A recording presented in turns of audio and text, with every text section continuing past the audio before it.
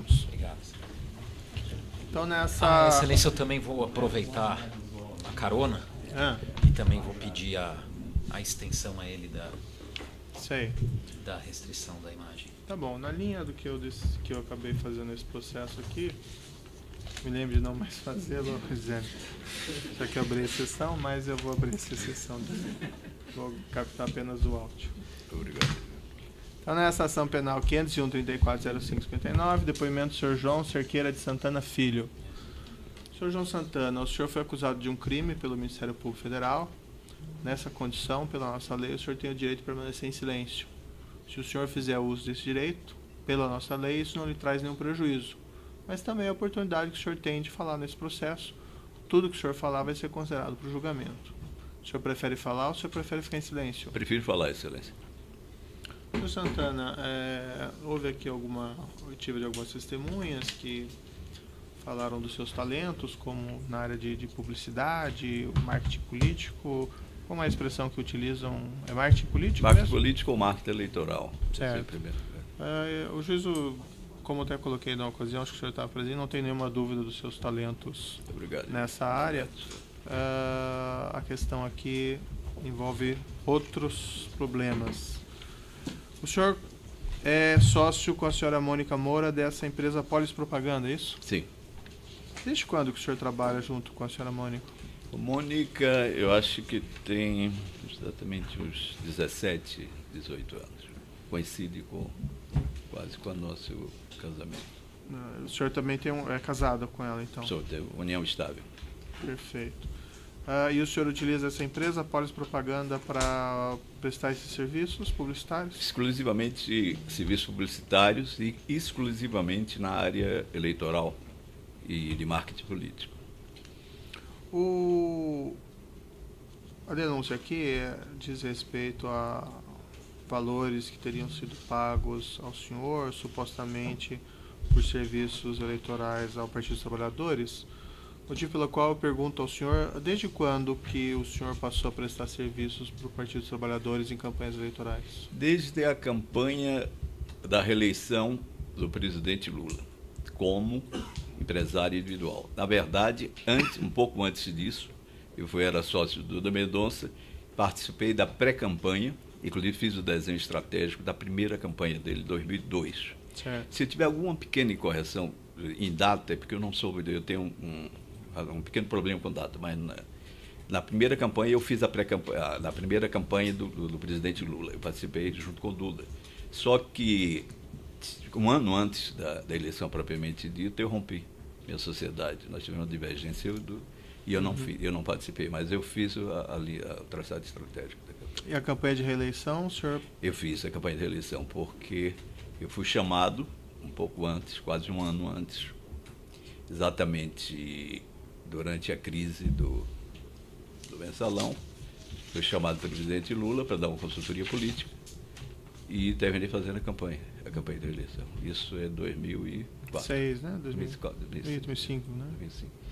E outras campanhas posteriores do Partido dos Trabalhadores, o senhor também fiz outras campanhas. Depois eu fiz a campanha de prefeita da Marta Suplicy, na sequência, fiz a primeira e segunda campanha da presidenta Dilma, fiz a campanha do prefeito Fernando Haddad,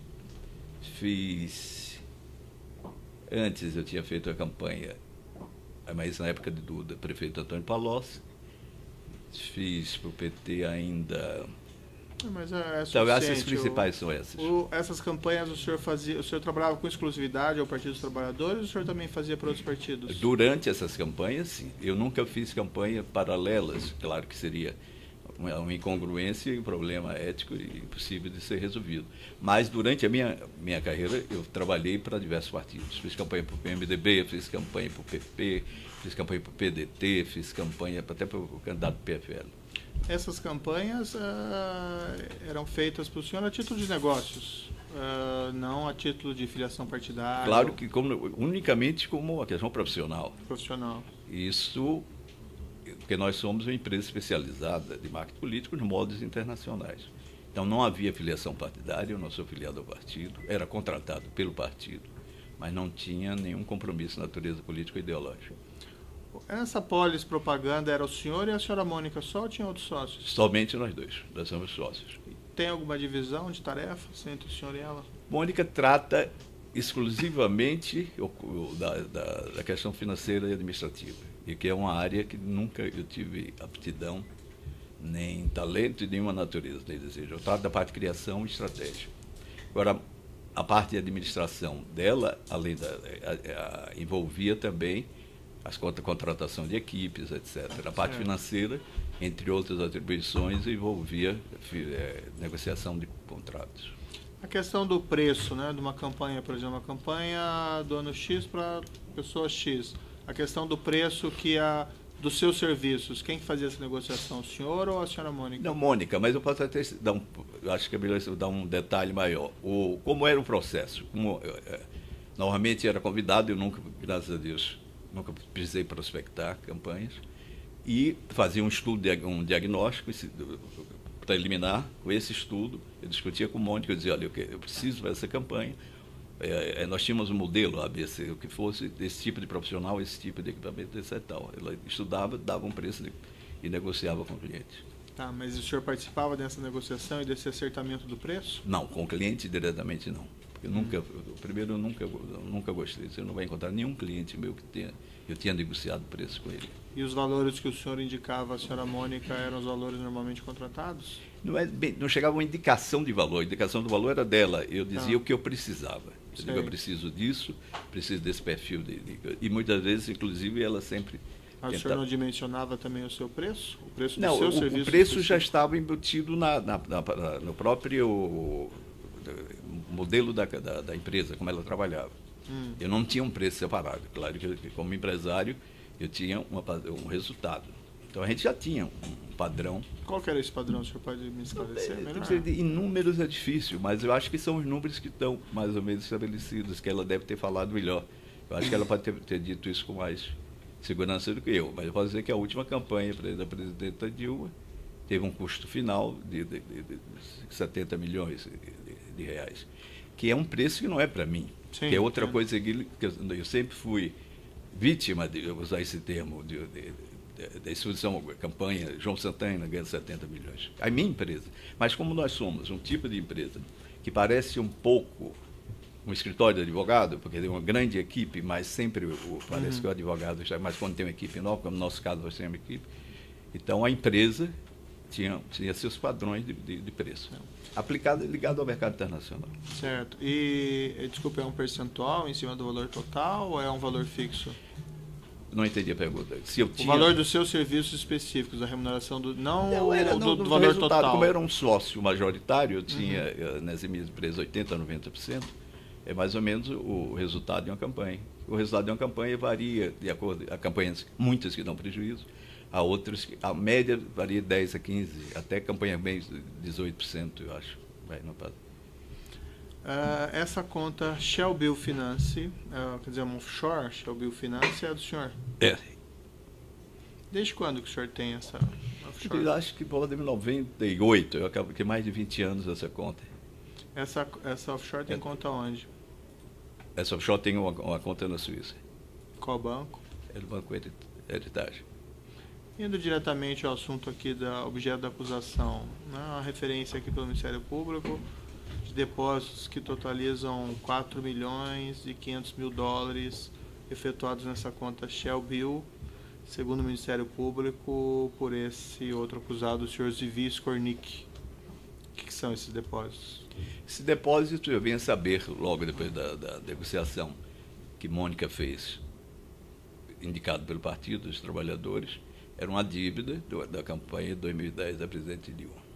Quando o senhor teve conhecimento? Tive conhecimento meses depois, porque existia uma dívida, que eu acho, salvo engano, que era da campanha de 10 milhões de reais, da campanha de 2010, e isso já durava 3 anos. Eu posso até esclarecer, o senhor pode se espantar, é típico do nosso trabalho, da nossa área de marketing político, sofrer grandes atrasos. Certo. E o partido, para encontrar uma forma que ele precisava para fazer já a outra campanha, nós não poderíamos fazer a outra campanha, se não recebesse essa dívida. E o partido sugeriu procurar o senhor Zivi, que eu não conheci, vinha conhecer aqui já e foi informado 3 meses depois, eu acho, um meio de passagem de uma forma muito genérica. 3 meses depois da negociação? Depois da negociação do encaminhamento, porque pelo que eu recordo, e pelo que eu sei, foi feita uma negociação, mas isso foi escalonado, foi feito vários pagamentos em período de 1 ano. E o senhor ficou sabendo isso como? Mônica contou para mim, de que, olha, primeiro uma parte da dívida foi resolvida e foi encaminhado para uma empresa. Ela tinha um conhecimento muito superficial, sabia que é uma empresa estrangeira. Ela chegou a comentar comigo, ironicamente, que era como um coreano, pensei que era uma pessoa de mas eu não. Mas é exatamente isso. Quem passou esse assunto para o senhor foi só a senhora Mônica ou o senhor tratou desse assunto somente com as pessoas? Somente Mônica. Comentou comigo sobre isso.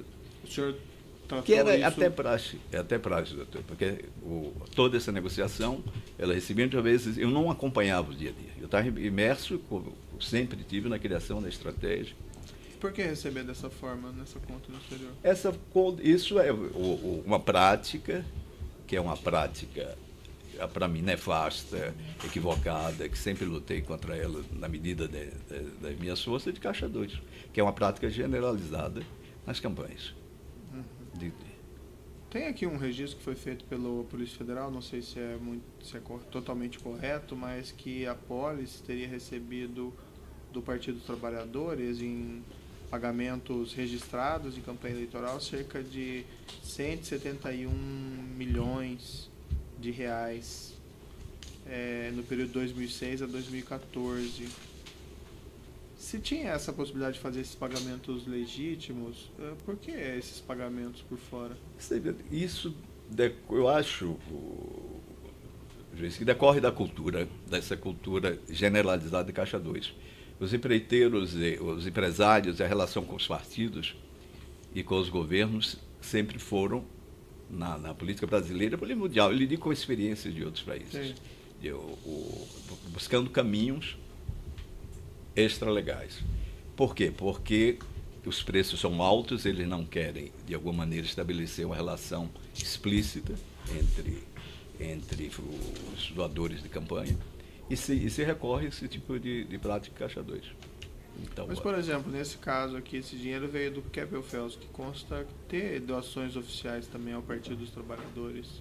Por que pagar por fora? Imagino, pelo que se fala, porque existem limites de doação, limites legais, existe também essas limitações políticas, existe esse campo de acobertamento que se faz para evitar a especulação. Tem vários tópicos, evitar leilão entre doadores, quem está dando mais, quem está dando menos. Existe toda uma prática. Qual foi essa dívida era da campanha de 2010, isso? 2010. Da presidencial? Presidencial. Quanto que foi o custo oficial? Dessa campanha de 2010, eu tive a impressão que foi 58, 57 milhões, alguma coisa, beirando 60 milhões. Isso primeiro e segundo turno. Isso pago de maneira oficial para a sua empresa? Sim, próprio.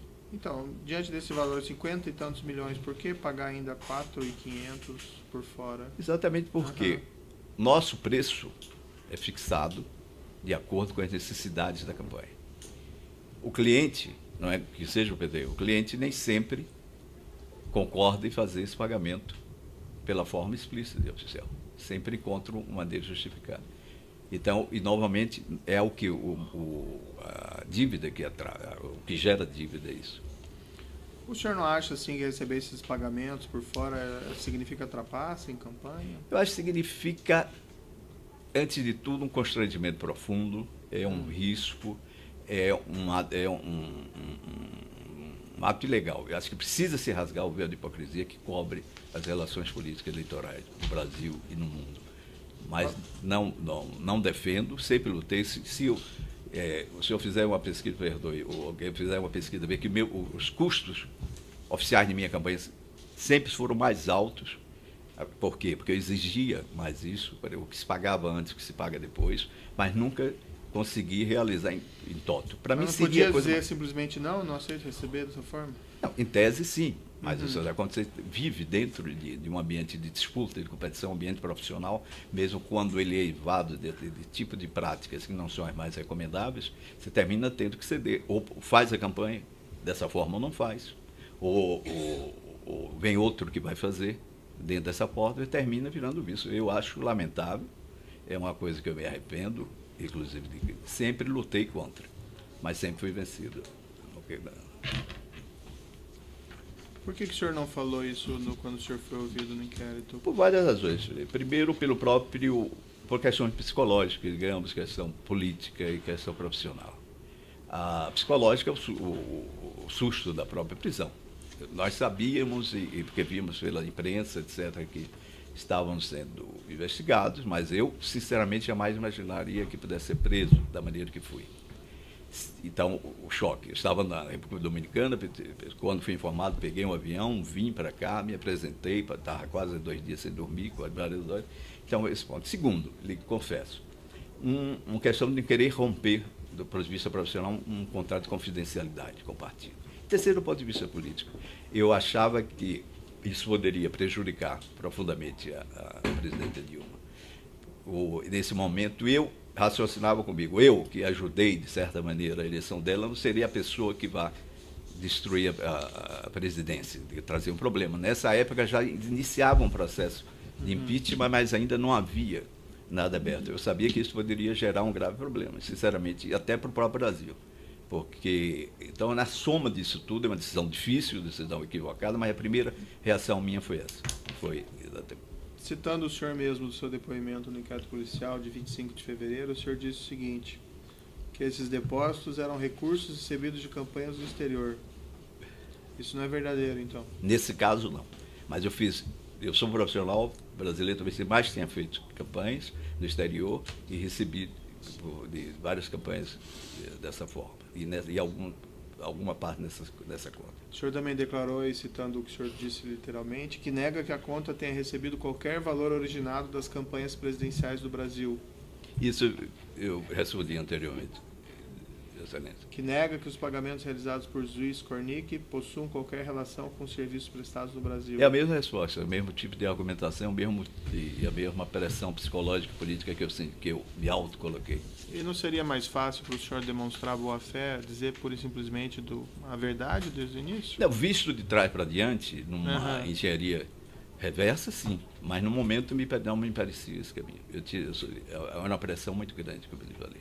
O senhor recebeu pressão de terceiros? Não, apenas da minha consciência profissional, da minha fidelidade e relação afetiva com pessoas.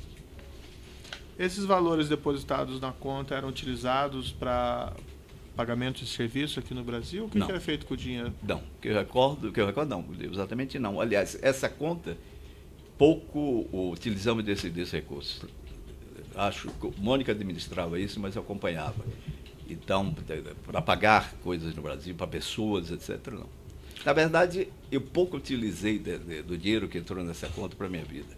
Nós não tínhamos problema de liquidez, eu sempre via isso como um grande embaraço, um grande constrangimento, sabia que era um risco, era um problema, queria resolver. Tentei várias vezes, inclusive, imaginei, desde que ela foi aberta, inclusive pedi ao meu contador na Argentina há vários anos, e pensei até que ele tivesse colocado já a conta legalizada na Argentina, ligada à minha empresa argentina.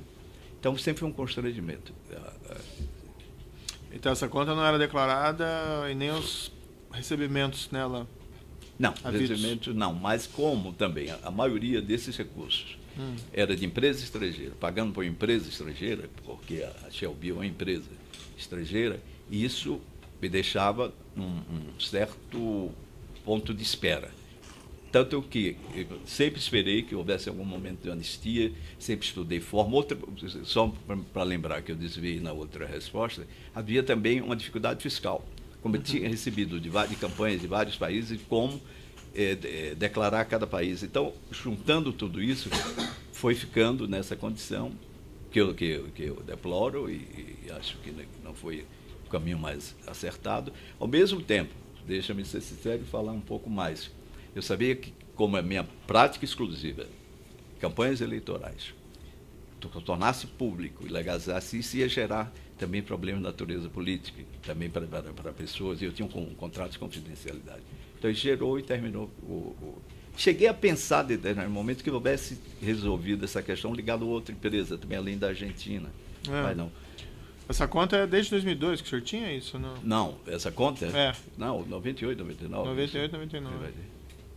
Ela tem mais de 20 anos. E apesar dessas suas intenções de ilegalizá-la, isso de fato não foi feito? Não, eu tive essa razão que ele falei. Dificuldades de um ponto, comodismo de outro, e sempre essa coisa que a gente vai deixando para resolver as coisas depois. E um momento de oportunidade também de uma anistia, de uma negociação fiscal.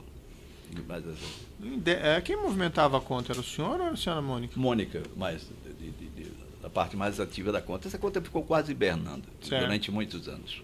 Tem os pagamentos lá, débitos dessa conta em favor de Surya Santana e Matil Passinelli, são seus parentes, né? Minha filha e meu genro. Na verdade, são pequenos, são pagamentos que são constantes, que era uma mesada que eu dava para minhas netas e utilizei durante certo período esse tipo de coisa. Também tem um débito de cerca de $1 milhão em 19/6/2013 em favor de Mauro Eduardo Uemura.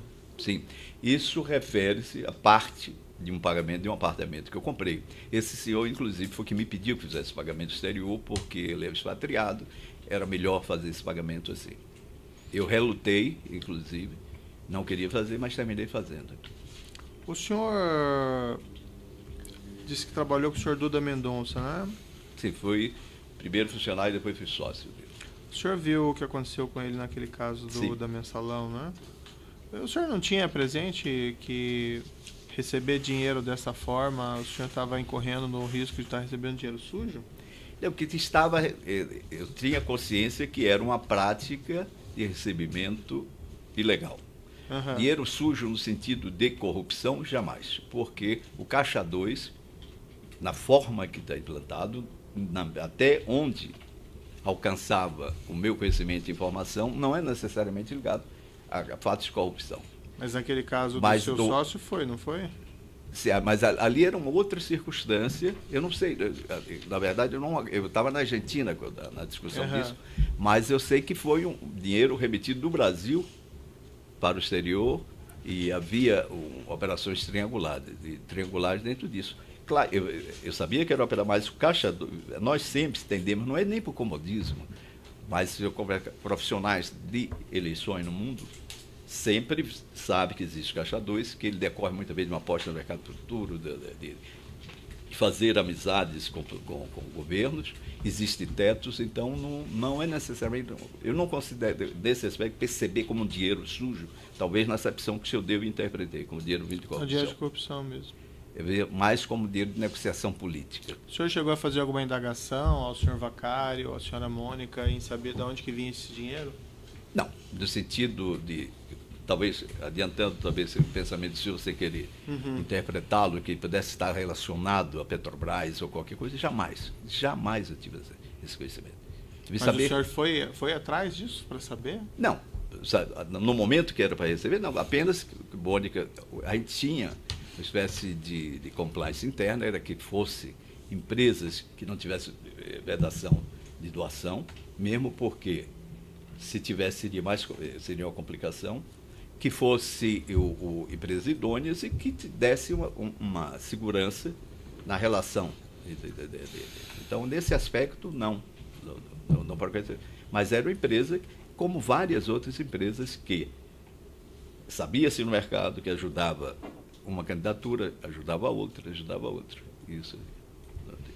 A sua esposa, quando foi ouvida no inquérito, veio aqui e disse algo diferente. Mas quando ela foi no inquérito, ela disse o seguinte, literalmente: que indagada se ela e João Santana receberam recursos não contabilizados dos clientes dos serviços eleitorais que prestaram do Brasil, disse que não. Primeiramente por motivos óbvios, quais sejam as investigações e condenações do caso Mensalão. Pois esse caso não houve uma preocupação no sentido de, vamos dizer, evitar esse tipo de expediente para não receber dinheiro sujo? Houve até agora, houve como? O meu preço, desde o início eu falava internamente, que para evitar riscos de qualquer natureza, especialmente para os clientes, para o partido, quanto mais fosse legal, ou que fosse plenamente legal. Depois, havia dificuldades alegadas que eu já disse aqui, não precisa nem repetir, de recolhimento, de doações, etc. E no final, voltou a uma fórmula anterior. Essa forma que já havia sido. Só que dizer que a única coisa que eu garanto e percebi em todas essas campanhas, até chegar esse momento que nós podemos aprofundar, é que não era uma operação organizada. Era uma busca de doação eleitoral, como é feito normalmente nas campanhas. Que é errado? É. Que é deplorável que se faça? É. Mas que é generalizado aqui no mundo? É. Países, não é só na América Latina. Na Europa, nos Estados Unidos, ainda existem várias formas, sob diversos disfarces, mas existe. Mas, Sr. João Santana, isso acontece por causa que as pessoas aceitam fazer dessa forma, né? As pessoas... Inclusive o senhor. Sim, também, nesse aspecto, eu não posso negar e sei por quê.